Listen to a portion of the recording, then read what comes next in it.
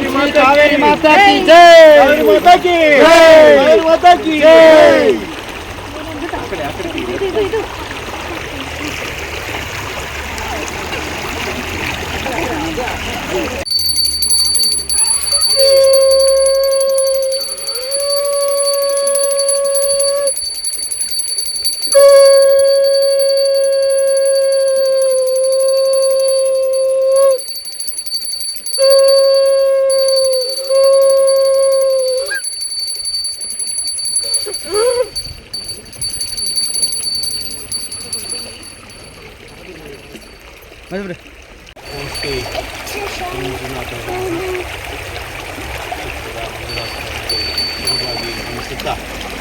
ವಿಶೇಷವಾಗಿ ಕೊಡಗಿನ ತಾಯಿ ಕಾವೇರಿ ಮಾತೆ ಅದೇ ರೀತಿ ನಮಗೆಲ್ಲ ಜೀವಜಲ ಅಲ್ಲದೆ ಇಡೀ ರಾಜ್ಯಕ್ಕೆ ಮತ್ತು ಹೊರ ರಾಜ್ಯಗಳಿಗೂ ಕೂಡ ಜೀವ ನದಿಯಾಗಿ ಅನೇಕ ಬಡವರಿಗೆ ಕೃಷಿಕರಿಗೆ ಎಲ್ಲರಿಗೂ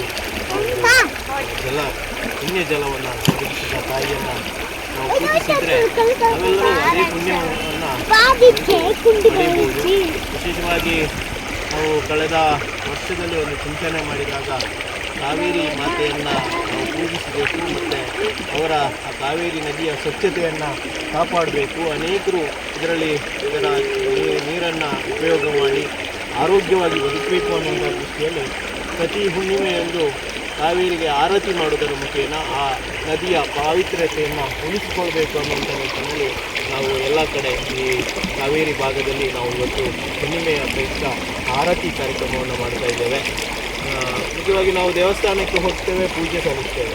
ಆದರೆ ಒಂದು ಪವಿತ್ರ ನದಿಗೆ ಪೂಜೆ ಸಲ್ಲಿಸಿದರೆ, ಆ ದೇವಿಗೆ ಪೂಜೆ ಸಲ್ಲಿಸಿದರೆ ಅದರ ಅಷ್ಟು ಪುಣ್ಯ ಬೇರೆ ಯಾವುದೂ ಇಲ್ಲ. ಅದನ್ನು ನಾವಿಲ್ಲಿ ಭಾಗಮಂಡಲದಲ್ಲಿ ಕೂಡ ಕಾವೇರಿಯಲ್ಲಿ ಮಾಡ್ತಾ ಇದ್ದೀವಿ. ಕೊಡಗಿನಲ್ಲಿ ಮುಖ್ಯವಾಗಿ ಕುಶಾಲನಗರ ಮತ್ತು ಚಿತ್ತಾಪುರ ಭಾಗದಲ್ಲಿ ಎಲ್ಲ ಕಡೆ ಇದನ್ನು ನಾವು ಈ ದಿವಸ ಶ್ರದ್ಧೆಯಿಂದ ಮಾಡ್ತಾ ಇದ್ದೀವಿ. ತಾವೆಲ್ಲರೂ ಬಹಳ ಭಕ್ತಿಯಿಂದ ಇದಕ್ಕೆ ಆರತಿ ಮಾಡಲಿಕ್ಕೆ ತಾವೆಲ್ಲರೂ ಬಂದಿದ್ದೀವಿ. ವಿಶೇಷವಾಗಿ ಒಂದು ದೇವಸ್ಥಾನದ ಹೋದಷ್ಟು ಈ ಪುಣ್ಯ ಇಲ್ಲಿ ನಮಗೆ ಸಿಗ್ತದೆ. ನಾವೆಲ್ಲ ಜೊತೆ ಸೇರಿಕೊಂಡು ಆರತಿ ಮಾಡುವಾಗ ನಮಗೆ ದೇವರು ಆರೋಗ್ಯವನ್ನು, ಆಯುಷ್ಯವನ್ನು ಕೊಡ್ತಾರೆ. ಅದರ ಜೊತೆಯೇ ಈ ಕಾವೇರಿ ನದಿಯಲ್ಲಿ ಸ್ವಚ್ಛತೆ ಬರಬೇಕು ಅನ್ನುವಂತಹ ಒಂದು ಭಾವನೆ ಇಡೀ ಜನರಲ್ಲಿ ಮೂಡಿದರೆ ಖಂಡಿತವಾಗಿಯೂ ಅದರಷ್ಟು ಪುಣ್ಯದ ಕೆಲಸ ಯಾವುದೂ ಇಲ್ಲ ಅನ್ನುವಂಥದ್ದನ್ನು ನಾವು ಈ ಸಂದರ್ಭದಲ್ಲಿ ಜನರಿಗೆ ಒಂದು ಸಂದೇಶವನ್ನು ಕೊಡುವಂತಹ ಕೆಲಸವನ್ನು ಕೂಡ ಮಾಡ್ತೇವೆ. ಎಲ್ಲರೂ ಕೂಡ ನದಿ ಭಾಗದಲ್ಲಿರುವಂತಹ ಕಾವೇರಿ ನದಿಯ ಸ್ವಚ್ಛತೆಯನ್ನು ಎಲ್ಲರೂ ಕಾಪಾಡಬೇಕು. ನದಿಗೆ ಯಾವುದೇ ಕಸ ಕಡ್ಡಿಗಳನ್ನು ಎಸೆಯದೆ ಅದರ ಪಾವಿತ್ರ್ಯತೆಯನ್ನು ಕಾಪಾಡಬೇಕು ಅಂತ ಎಲ್ಲರ ಹತ್ರ ನಾವು ವಿನಂತಿ ಮಾಡ್ತಾ ಇದ್ದೀವಿ.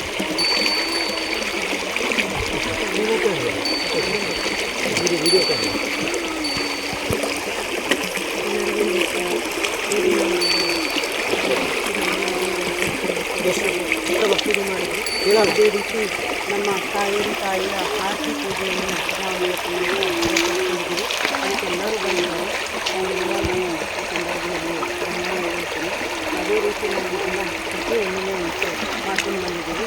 ಇದು ನಮ್ಮ ಕಾವೇರಿ ತಾಯಿಯನ್ನು ಸಲ್ಲಿಸುವಂತಹ ಒಂದು ನಮ್ಮ ಕಡೆಯಿಂದ ಒಂದು ಕಿರು ಕಾಣಿಕೆ ಅಂತ ತಿಳ್ಕೊಳ್ತೀವಿ.